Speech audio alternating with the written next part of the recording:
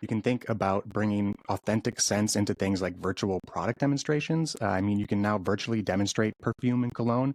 Imagine if you're a restaurant or you're running a cooking class, you can literally bring the scents of the kitchen into someone's living room. It's really incredible. Your room literally now smells like a product in the commercial that you're watching. Same could go for digital advertising campaigns, online shopping experiences, brand experiences, and storytelling initiatives.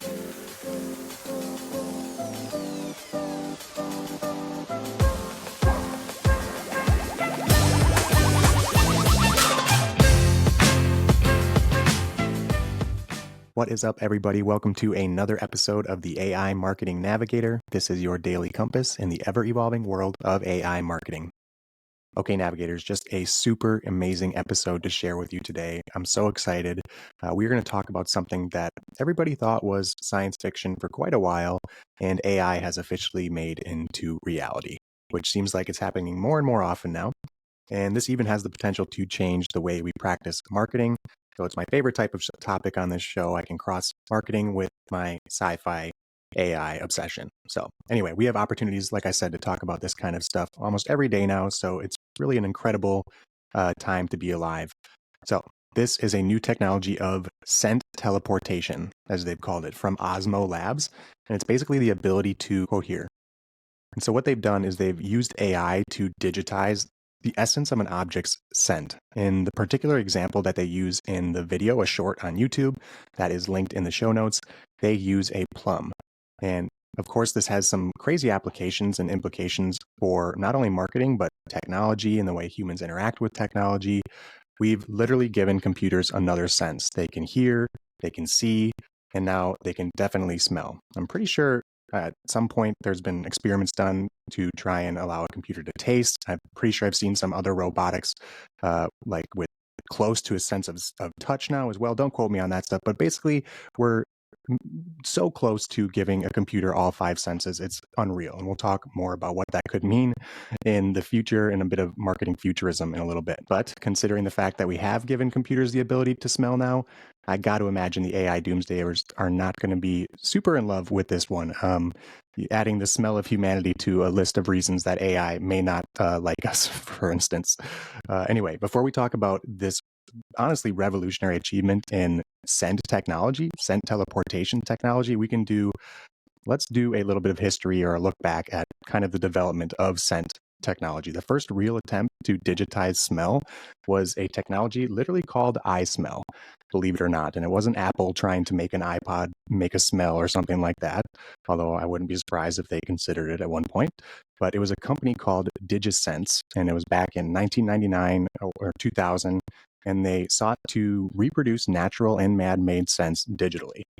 In the end, they were obviously unsuccessful. They had to shut it down.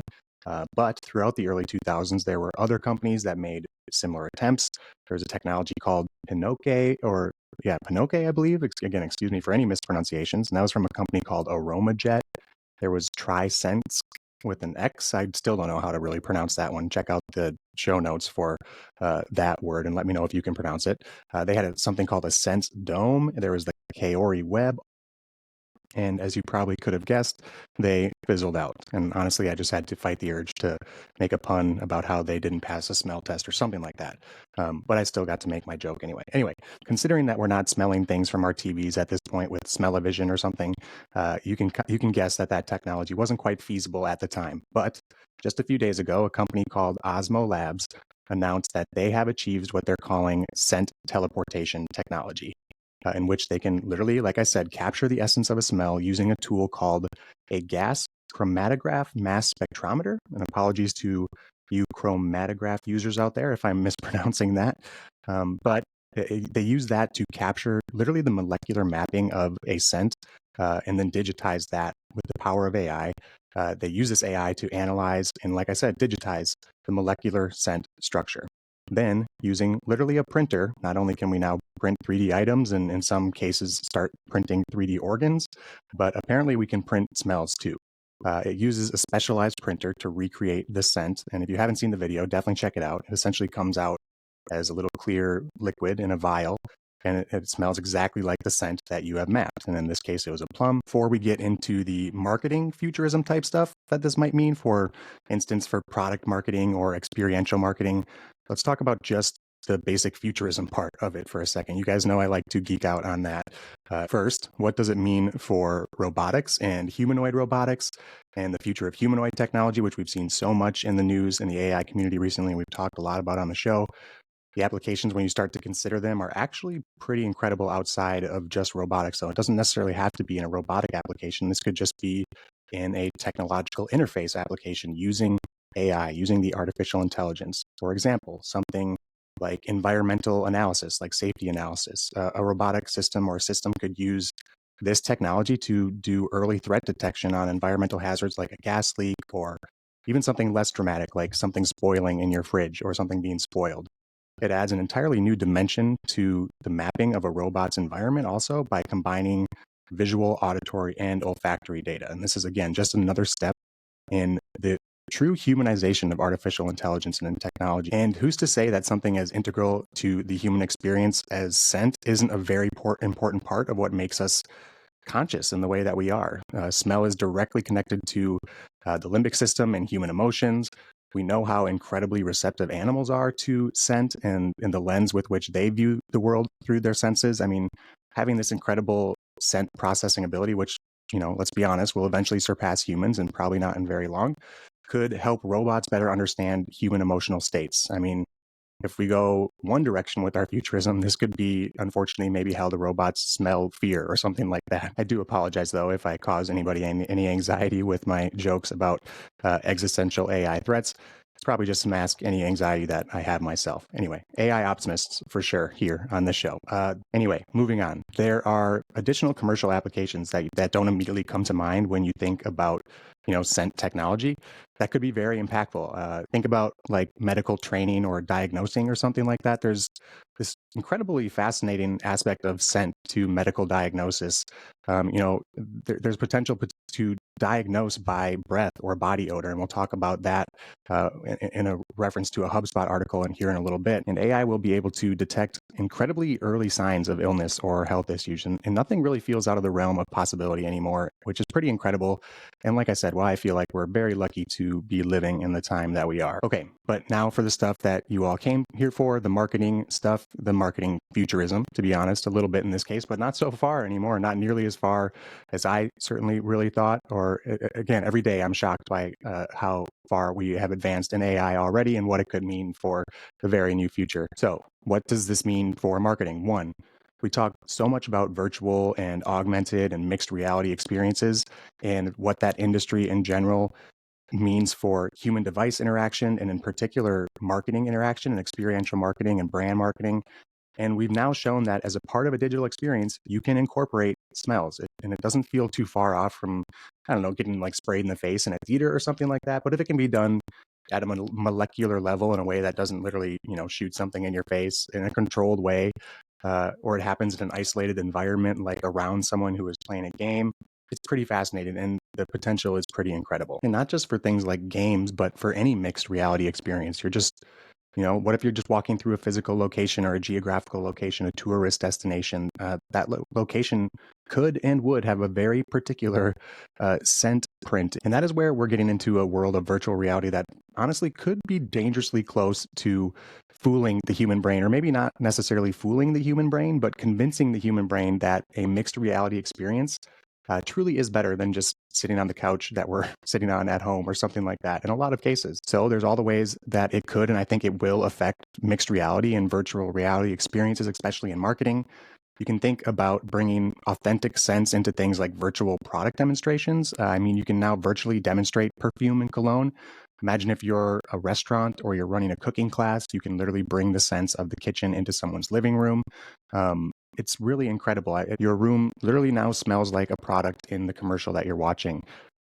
Same could go for digital advertising campaigns, online shopping experiences, brand experiences, and storytelling initiatives. Again, if a scent can really be made a part of what you're selling or the story that you're telling, and let's be honest, it's a pretty pivotal part of any, at least physical experience, which in the case of, again, product marketing, is a really impactful, powerful thing. I'm not sure exactly how, or if you want to introduce sense into your SaaS product marketing, but Marketers are creative. I'm sure they will find a way, but there are certainly some pretty fascinating use cases for product marketing, that's for sure. There's actually an amazing article on the HubSpot blog, of course. It's literally all about digital scent and the digital scent market. So again, what kind of article doesn't the HubSpot blog have? Definitely check out the link in the show notes. A lot of really good additional information there. But I just wanted to highlight some of the awesome stats that they have in here as well. They really reflect that what Osmo Labs has tapped into as far as this digital scent market, especially being really the first ones to break that barrier, at least in the technological sense. The article is titled Digital Scent, a $1.2 billion market primed for innovation. And it looks like this was initially published on May 13th. So HubSpot definitely having their finger on the pulse, because they mention at the end of the article here the funding that Osmo had achieved and what they were doing as far as mapping scents and molecular mapping. And it looks like this was initially published back in May, but it was updated in early October. So not really sure when they added the Osmo information, but at the very least, it's up to date, that's for sure. Anyway, they say here that today's consumers very much crave multisensory experiences. In fact, 63% of them crave multisensory experiences, according to their data. They highlight and kind of mention some of the things that we've already talked about, like the scent aspect of what it could do for food or cooking videos or shopping experiences.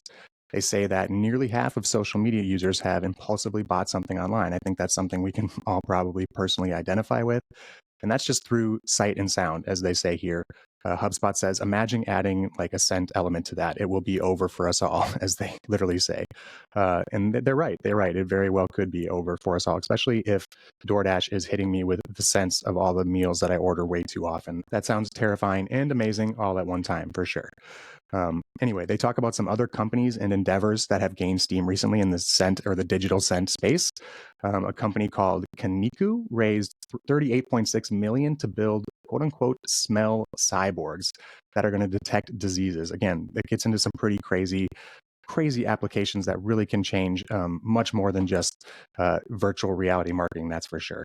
And this idea that olfactory input, that olfactory data could mean so much more than it does to us humans with our limited senses. I mean, it's an entire dimension, again, that we really can't tap into. And so now the animals and the robots will be able to smell, and I'll be incredibly jealous. Well, maybe not, considering how bad some of those smells would be. Anyway, another company named Nose, but with a Z, received $1.3 million to develop tuberculosis breathalyzer analysis using an aroma chip. So again, fascinating medical applications. And another great stat here, according to the article, 74% of customers are drawn into a store because of the smell, which makes me kind of think of like the old Abercrombie stores with the music and pumping all the cologne out of the door, and back in my younger days in the mall. Now, I do tend to get a little ahead of myself talking about the futurism aspects of some of these technologies, although this one is pretty incredible, I have to say. But it is young. It does face challenges. But considering the fact that we have, now PhD level reasoning agents in our pockets that can work 24/7, 365, solving these problems and improving the science that has now been created, I think we are well on a road to being able to address those obstacles and problems in advancing this technology. For instance, according to Osmo, there are still some molecular smells that are difficult to recreate or map, such as sulfurs within tropical fruits, apparently. Again, I think fruit odor and natural odors like that are a good place to start, apparently, because the next step now is to try and mix like honey and lavender and apple blossoms in a complex smell combination. So like I said, I think we can all start to see a little bit more clearly now a future in which all five senses are literally mapped digitally, and where the virtual worlds or the augmented reality that we are experiencing will truly feel, in every sense of the word, feel and smell as real as the physical world. It's crazy to think how close we might be to that future. Okay, that's all for today's episode. If you enjoyed the show or found it useful in any way, please do me a favor and follow on Spotify or subscribe on your podcast of choice. A review on top of that would be even more appreciated and is so super helpful to the show. And if you happen to be watching on YouTube, please go ahead and hit the subscribe button so you can get notified every day when we drop our latest episode. Okay, until next time, and as always, thanks for joining me, and remember to stay curious, stay consistent, and keep navigating forward. Bye.